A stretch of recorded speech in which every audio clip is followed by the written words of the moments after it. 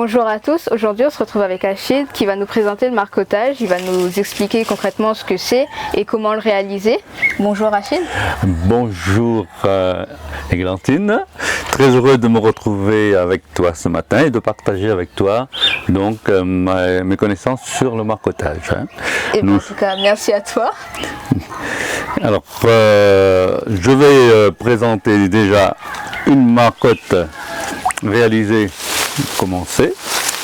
Voilà, les racines sont sorties dans ce pochon qu'on appelle un kit de marcottage. Donc voilà, comme ça. Comment ça fonctionne la marcotte? Donc on imagine que l'arbre est dans le sol. L'arbre puise sa nourriture par les racines, comme ça, et la sève monte, on appelle ça la sève brute, ça monte par le tronc. Ouais. Ça va faire son travail dans les branches, ça fait de la photosynthèse, ça capte de l'oxygène, ça rejette le gaz carbonique, en fait tout ça, et ça redescend. Quand ça redescend par l'écorce qu'on appelle le cambium. Voilà. Et là, on arrête la descente de la sève en provoquant une coupure.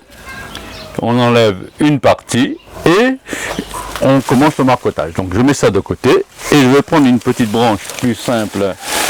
Voilà. Comme ça.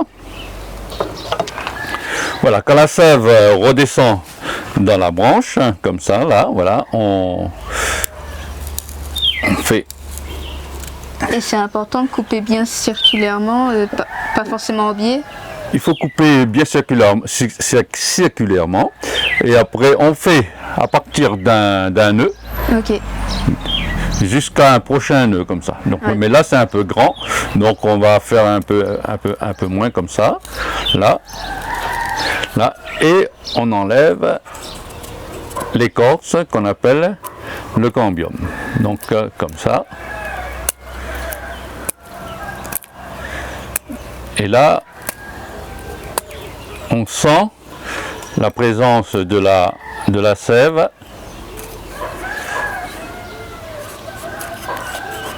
Vas-y touche, hein. Tu vois comment c'est mouillé. C'est humide. Donc la sève descend comme ça. Et quand on a enlevé l'écorce, la sève ne peut plus descendre. Alors qu'est-ce qui se passe? Ça fait un genre de rejet, là, et ça va faire un bourrelet. C'est ce qu'on appelle la rhizogénèse, c'est-à-dire le commencement des racines. Ok, oui. Hein, donc, et là, après, on blanchit la branche pour empêcher que la connexion se refasse. Ok.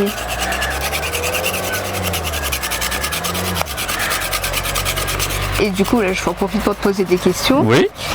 Par rapport au bouturage, c'est quoi la différence en fait? Alors, par rapport au bouturage, la différence, donc je vais commencer par peut-être le début. Il y a 3 formes de multiplication de plantes. Oui. La première, c'est la multiplication à long terme, c'est-à-dire par les semis. Ouais, les graines. Dans les graines, dans tous les arbres, il y a un noyau où on peut planter, on met de la terre comme ça, en général. Hein. Ça, c'est la première méthode, la méthode longue. Après, il y a le bouturage. Le bouturage, on prend une petite branche comme ça, là. Là, on le met comme ça. Là, je vais le faire comme ça.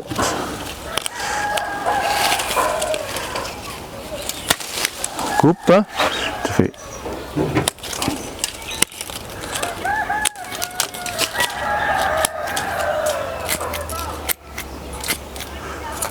Alors, ça, c'est ce qu'on appelle une bouture. Là, et on plante dans la terre. Et disons qu'on gagne un peu par rapport à la tige qui est déjà existante. Ouais. Parce qu'à partir de la graine, il faut que ça fait la... Il faut attendre que ça pousse. Que ça pousse. Hein. Et donc l'avantage, c'est que le marcottage, après, c'est la multiplication un peu plus rapide. Ok. Parce que quand on multiplie, on fait un semis d'agrumes comme celui-là. Oui. Pour que l'agrume arrive à cet état-là, il faut attendre plusieurs années. Oui. Tandis qu'avec le marcottage, là, on gagne plusieurs années. Et donc, comme tu vois, il y a des fruits déjà dessus. Oui. Là-bas, il y a... Donc, si on met un plant de mandarine dans le sol à partir d'un pépin, il faut attendre 9 ans pour avoir les fruits. C'est ce qui s'est passé ici pour moi. Tout à l'heure, nous allons faire la marcotte sur là-bas. Mais si on prend une branche de marcotte, on peut avoir les fruits plus rapidement, dans l'année qui suit, ou 2 ans au maximum. Voilà. Donc, pour revenir à ça, on fait comme ça. Après, on fait des entailles en haut, parce que les racines sortent en haut. On fait des entailles comme ça, en haut. On fait sur tout le tour du coup. Sur tout le tour, comme ça. Voilà. Et après, on fait le kit on pose le kit de marcottage comme ça dessus. Ok. Alors, ce qui est important, c'est que quand le kit de marcottage est dessus comme ça, il faut laisser toujours un espace en bas pour éviter que l'écorce se refasse, parce que la plante est intelligente. Si on laisse un petit morceau comme ça, elle va se servir de la terre pour se reconstituer l'écorce et empêcher que la racine se fasse. D'accord? Donc là, maintenant, on va préparer un kit de marcottage. Donc là, j'ai pris du terreau et de la fibre de coco. Ok. Donc la fibre de coco, ça permet ça joue un petit peu le rôle de la tourbe. La tourbe a la particularité de retenir l'eau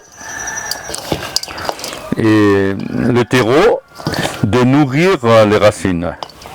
Donc là, il y a un mélange et ça permet de hâter l'apparition des racines. Et tu mets une quantité précise des deux ou c'est à égale quantité? Non, c'est en fonction de ce qu'on veut faire, les arbres qu'on veut marcoter. Donc quand les arbres ne sont pas trop difficiles, on n'a pas besoin de mettre beaucoup de fibres de coco. Okay. Et quand les arbres sont plus difficiles, donc on met de la fibre de coco. La fibre de coco a pour particularité de garder de l'eau au départ, et après il se transforme en terreau quand il pourrit. Okay. Donc il donne de l'eau au maximum au départ à la marcotte, et après quand les racines commencent à se faire, la fibre de coco se décompose et devient du terreau. Donc ça c'est l'avantage. Donc là on va mettre un peu d'eau dedans pour que ce soit suffisamment humide.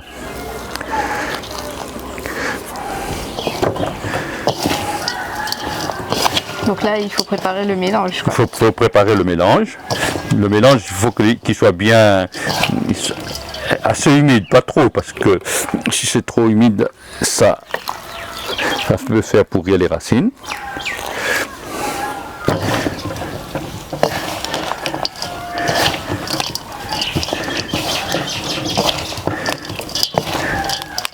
Et toi, du coup, comment tu as appris à faire ça?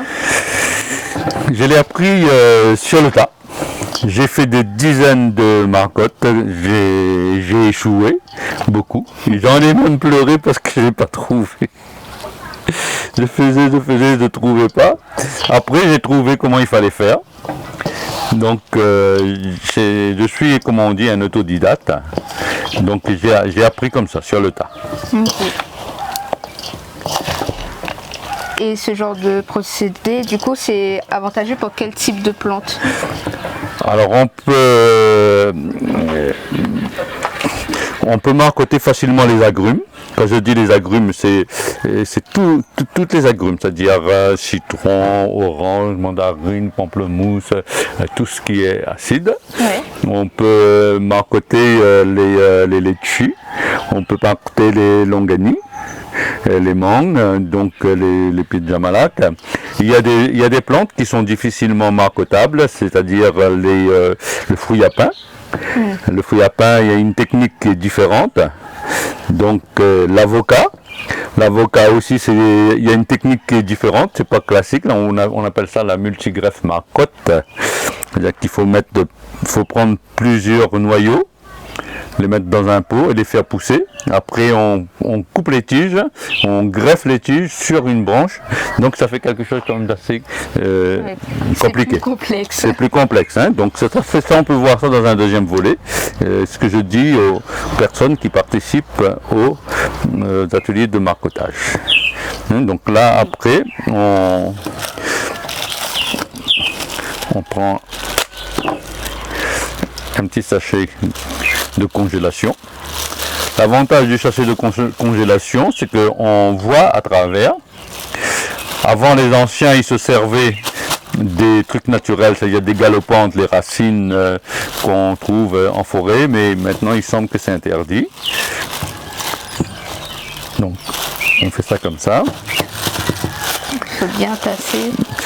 Le fait que ce soit bien tassé, c'est pas trop important parce qu'après tout à l'heure, on va le refaire. Donc on prend de la ficelle, comme ça, on coupe. Là, on prépare le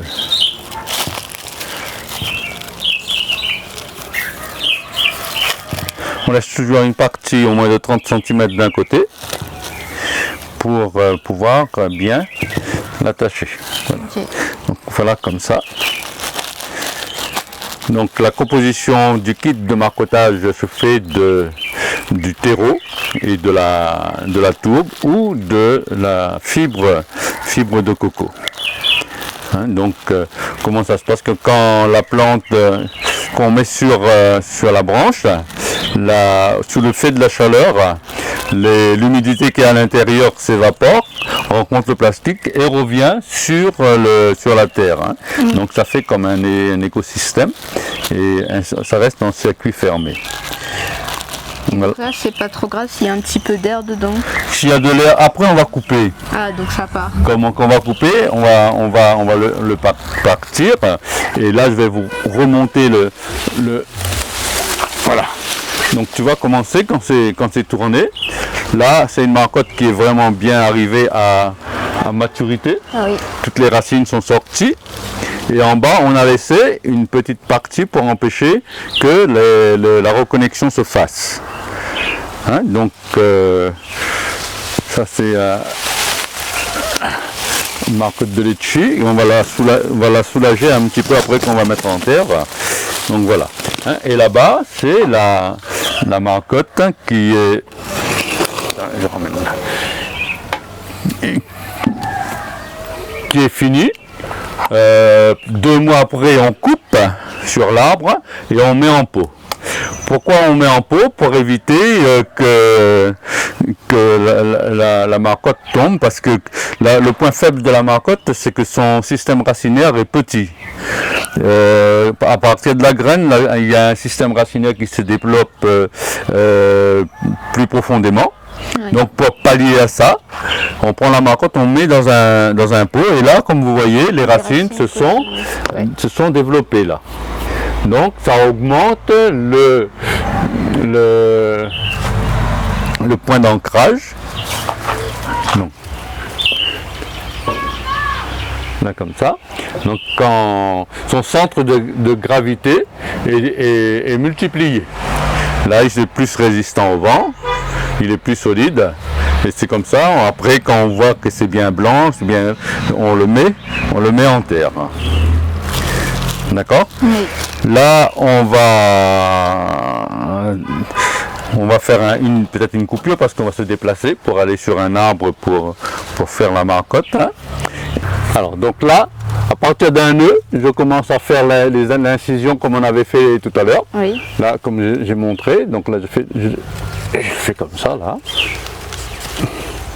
En haut et en bas.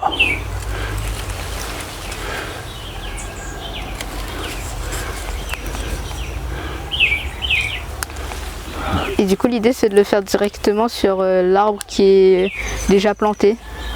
Oui, c'est obligatoire de faire que sur l'arbre qui est en terre. On ne peut pas faire... ce que tu as vu là-bas en pot, c'était quand la marcotte était réussie, on l'a coupé et on l'a emmené. Ok. Donc là, on enlève l'écorce. C'est pas toujours aussi facile d'enlever, parce que là, ça va bien. Comme ça. Alors là, encore, on sent la présence de la sève. On voit aussi que c'est à l'herbe humide et tout. Oui, donc la sève monte par le tronc et redescend par l'écorce. On appelle ça la sève brute, et que ça redescend, on appelle la sève élaborée. Donc là, on va blanchir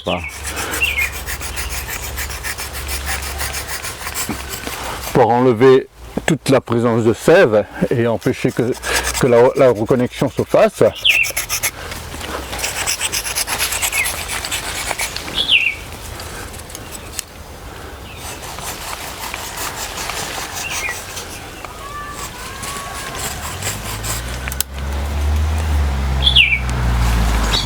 Après, ça c'est une habitude qu'on prend, on passe la main dessus parce que sur notre main il y a des bactéries et là les bactéries ça permet de faire décomposer un peu plus vite la terre. Okay. Donc là on fait les petites entailles en haut pour aussi hâter l'apparition des racines.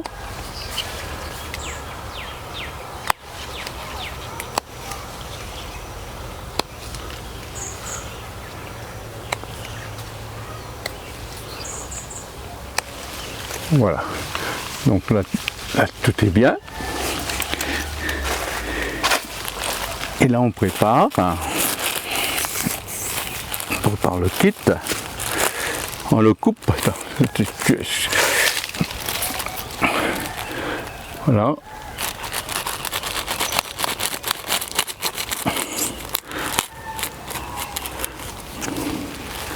Ça.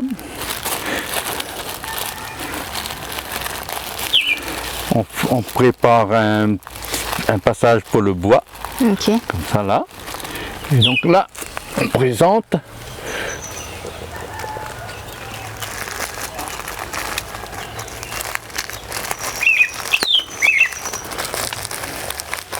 bien. Et ce qui est important, c'est dessous. Il faut laisser ce centimètre là pour empêcher la reconnexion de la branche, de l'écorce. Et là on commence à tourner.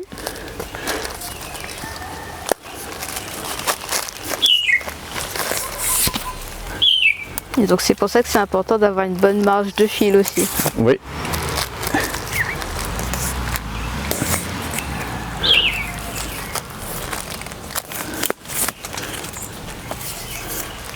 Ça fait comme un rôti.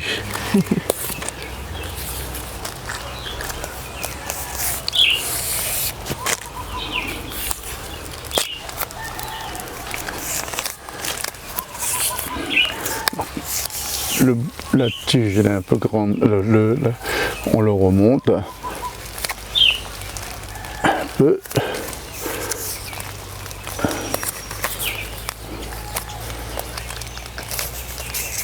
Là.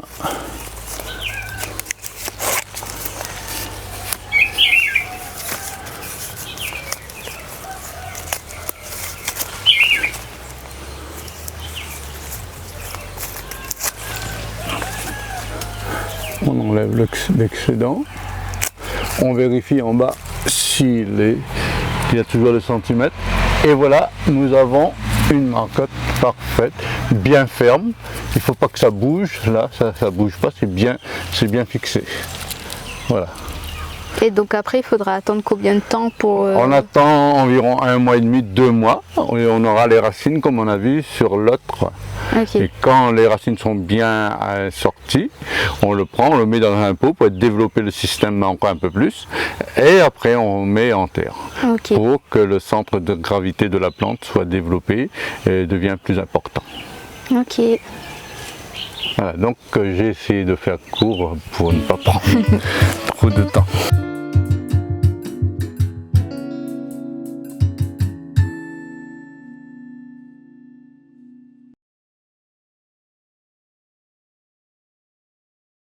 Si vous avez aimé cette vidéo de Parallèle Sud, média réunionnais indépendant, partagez-la. Et si vous voulez soutenir la liberté de la presse, faites un don sur notre site parallèlesud.com. L'info est un droit, mais elle a un prix.